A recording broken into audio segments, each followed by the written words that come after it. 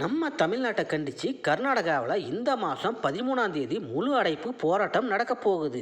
இந்த நேரத்தில் தான் நம்ம சிஎம் விஜயை கர்நாடக சிஎம் டிகே சிவகுமார் பெங்களூருக்கு வர வேண்டாம்னு சொல்லிட்டாரு. ஏன்னா அங்கே காவிரி பிரச்சனையால் தமிழ்நாட்டுக்கு எதிராக போராட்டம் நடந்துக்கிட்டு இருக்கு. முக்கியமாக ஜனநாயகன் படம் ஓடுற தியேட்டர்களில் பேனர் போஸ்டர்களை கிழிச்சு கன்னட அமைப்பினர் போராட்டம் பண்ணிக்கிட்டு இருக்காங்க. அதோட அங்கே தமிழ் படங்களை ஓட்ட முடியாத நிலையும் ஏற்பட்டிருக்கு. ஜனநாயகன் படம் கூட 1-2 மல்டிப்ளெக்ஸ் தியேட்டர்கள் மட்டும்தான் ஓடுது. நிலைமை இப்படி மோசமாக இருக்கிறதால விஜய் இப்போதைக்கு பெங்களூருக்கு வர வேண்டாம், பேச்சுவார்த்தை இன்னொரு நாள் வச்சுக்கலான்னு சொல்லியிருக்காரு. அதனால் விஜயோடைய பெங்களூரு பயணம் ரத்து செய்யப்பட்டிருக்கு.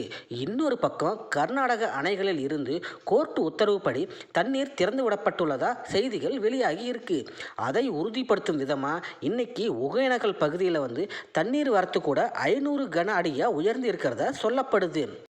இந்த மாதிரியான செய்திகளுக்கு நம்ம சேனலை லைக் பண்ணுங்கள், ஷேர் பண்ணுங்கள், அப்படியே மறக்காமல் சப்ஸ்கிரைப் பண்ணிடுங்க.